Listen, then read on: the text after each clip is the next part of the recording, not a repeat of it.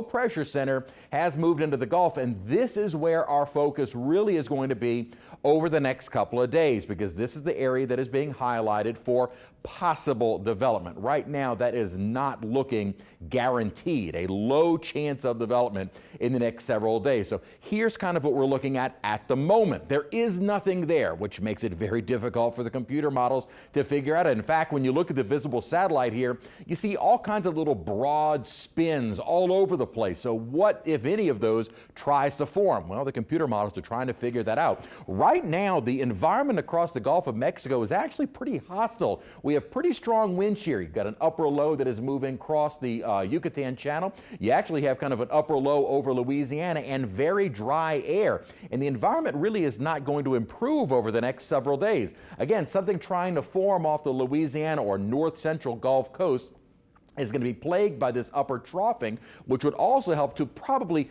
drift this feature northward. Depending upon how fast that drifts northward depends upon which model you look at, because the GFS and the Euro are not in great agreement. This is the GFS, saying kind of that broad rainfall, and we finally start to see some kind of organization in the next couple of days, with that little spin kind of moving right at Louisiana, then kind of meandering for a couple of days, keeping our rain chances on the higher side. But if we do start to see some organization with this feature, we'll likely see most of the rain off to the east. The Euro is similar, but it doesn't have anything developing through the rest of this week, and as we go into the weekend, we finally start to see something, but really more southwest of the Louisiana coast before it kind of cuts right across southeast Louisiana and begins moving toward Alabama, Florida, and then eventually northward by early next week. So the models not in good agreement.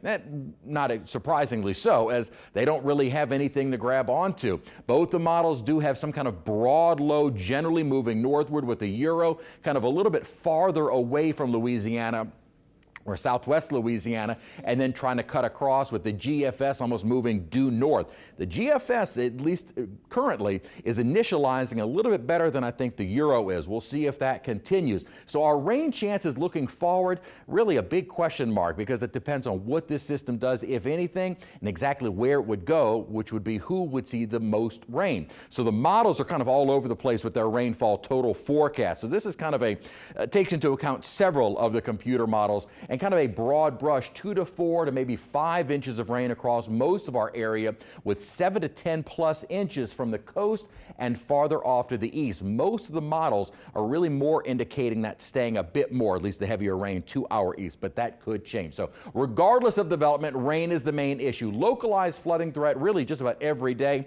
The heaviest, though, at the moment may be a little bit more focused to the east of us. 7-day forecast, again, we'll keep those rain chances in through the weekend, heading into the weekend, maybe starting to finally dry out toward next week.